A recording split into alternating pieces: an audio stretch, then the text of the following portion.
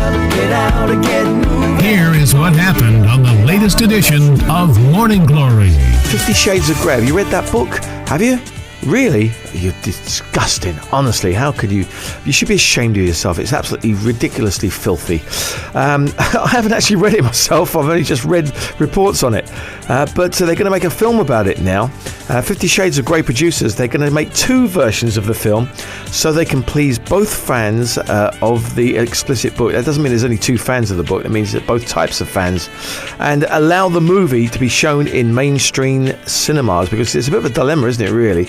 How far you take it, because I think the book is quite explicit.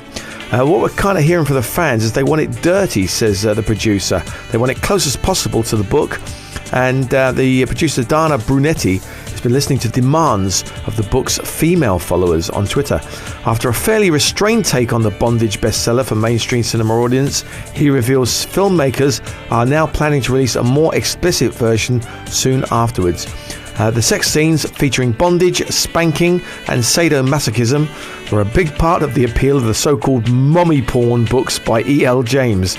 They tell the story of a virginal college student, Anastasia Steele, who embarks on an intense voyage of sexual discovery with her S&M loving boss, billionaire and entrepreneur Christian Grey.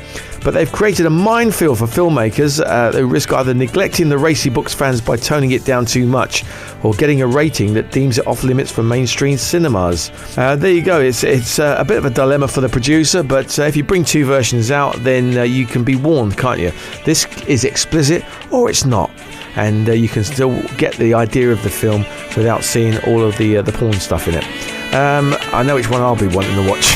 Live on 96 FM Morning Glory FM.